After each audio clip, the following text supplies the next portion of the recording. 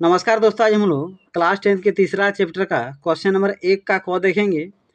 उपनिवेशों में राष्ट्रवाद के उदय की प्रक्रिया उपनिवेशवाद विरोधी आंदोलन से जुड़ी हुई क्यों थी?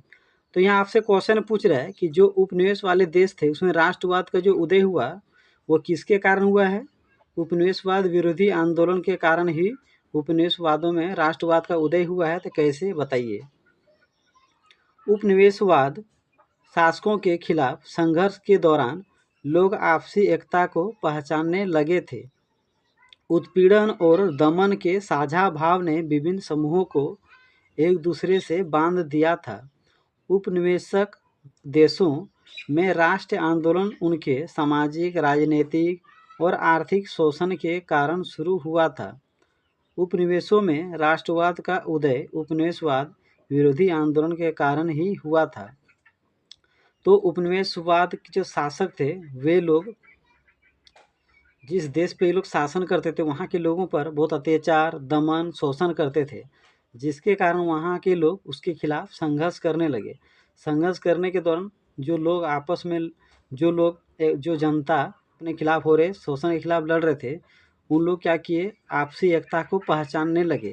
वो लोग जानने लगे कि हम लोग जब तक एकजुट होकर नहीं लड़ेंगे तो उपनिवेशवाद शासक को अपने देश से नहीं भगा सकते हैं। उत्पीड़न, दमन उन लोगों को बहुत ज़्यादा किया जाता था, जिसके कारण विभिन्न समूह के वर्ग एक दूसरे से जोड़ दिया। यानी जिस देश में उपनिवेशवाद शासक राज्य करते थे उस देश के जनता किसी न किसी तरह शोषित होते थे।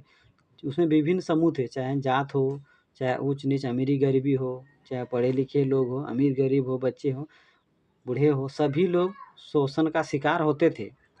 उपनिवेशवाद देश भारत भी एक उपनिवेशक देश था।